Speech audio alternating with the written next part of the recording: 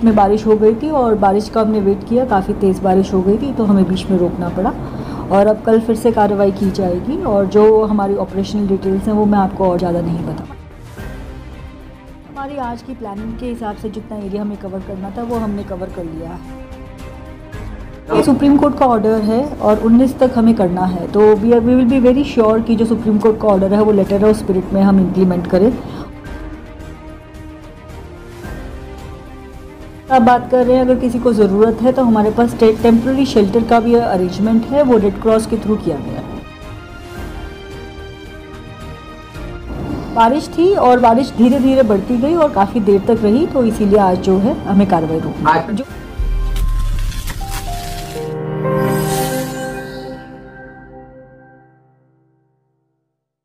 खोरी क्षेत्र में अवैध निर्माणों पर तोड़फोड़ की कार्यवाही शुरू कर दी गई है। वहीं प्रशासन द्वारा अभी तक अधिकतर मकानों को तोड़ भी दिया गया है।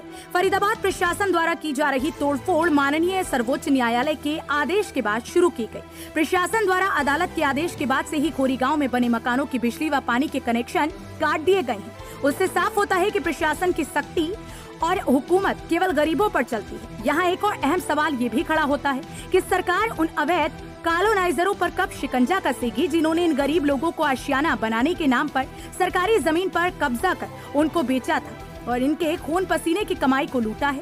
वहीं सवाल ये भी उठता है कि जब यह अवैध कॉलोनियां बसाई जा रही थी तो उस समय अधिकारी कहाँ थे और उन पर आज सरकार कार्यवाही करने में क्यों कतरा है? आज जब हमारी एमसीएफ की स्ट्राइक खुल गई है उसके बाद हमारी जेसीबीज और हमारे जो इंजीनियरिंग टीम है और जो बाकी टीम्स हमने बनाई थी सब मौके पर पहुंचे। पुलिस की टीम के साथ उनका कोऑर्डिनेशन कराया गया और उनको डे फर्स्ट की कार्रवाई के लिए हमने मौके पर भेजा। और क्योंकि बीच में बारिश हो गई थी और बारिश का हमने वेट किया, काफ़ी तेज़ बारिश हो गई थी तो हमें बीच में रोकना पड़ा। और अब कल फिर से कार्रवाई की जाएगी और जो हमारी ऑपरेशनल डिटेल्स हैं वो मैं आपको और ज़्यादा नहीं बता। हमारी आज की प्लानिंग के हिसाब से जितना एरिया हमें कवर करना था वो हमने कवर कर लिया है।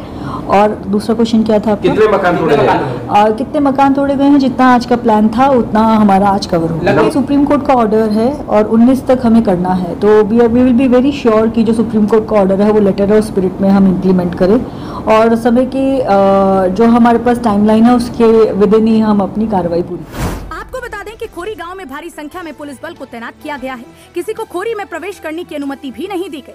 अनेकों जेसीबी की मदद से खोरी में झुग्गी झोपड़ी तोड़ी जा रही हैं। किसी भी अप्रिय घटना को रोकने के लिए यहाँ पुलिस बल मुस्तैद था, जो खोरी से वापस चला गया और आज खोरी में तोड़फोड़ की कार्यवाही स्थगित कर दी गई। तो जो नीति है उसके लिए कैंप लगाया जा रहा है और कैंप जो लगाया जा रहा है उसके नोडल ऑफिसर जितेंद्र जी हैं। और जहाँ तक आप बात कर रहे हैं, अगर किसी को ज़रूरत है तो हमारे पास टेम्प्रेरी शेल्टर का भी अरेंजमेंट है, वो रेड क्रॉस के थ्रू किया गया। बारिश थी और बारिश धीरे धीरे बढ़ती गई और काफ़ी देर तक रही, तो इसीलिए आज जो है हमें कार्रवाई रोकनी है। जो आज का प्लान था, जो ऑन पेपर्स था, उसको हमने आज कंप्लीट किया। आज का नहीं, अब कल होगा जो भी होगा। और उसके बाद जो हमारा ऑपरेशनल डिटेल्स है वो मैं आपको ज़्यादा डिटेल में नहीं बता पाऊंगी, मगर 19 तारीख तक सुप्रीम कोर्ट की जो गाइडलाइंस हैं, जो आदेश है, उनको लेटर एंड स्पिरिट में तीनों डिपार्टमेंट रिक्वेस्ट करूंगी कि डीपीआरओ साहब इसके बारे में आपको अपडेट करें। ये तीनों डिपार्टमेंट्स का साझा डिसीजन है। मुझे पुलिस और एडमिनिस्ट्रेशन के साथ इस बारे में बात करनी पड़ेगी। मैं अकेले इस बारे में आपको कोई कॉल नहीं देना चाहती। गौरतलब है, नगर निगम कमिश्नर गरिमा मित्तल ने खोरी वासियों के पुनर्वास का एक प्लान मीडिया के साथ साझा किया, जिसमें कुछ जरूरी कागजात होने के बाद खोरी वासी पुनर्वास योजना का लाभ ले पाएंगे। ऐसे में अब देखना ये होगा कि खोरी वासियों को इस मानसून अपने सर ढकने की जगह मिलेगी या नहीं, मिलेगी तो कहां और कैसे, या फिर खोरी वासी इस बरसाती मौसम में बेघर हो जाएंगे। हरियाणा वरदान के लिए फरीदाबाद से सागर दहिया की रिपोर्ट। देश व प्रदेश की खबरों को सबसे पहले देखने के लिए हरियाणा वरदान चैनल को सब्सक्राइब करें, लाइक करें व शेयर करें।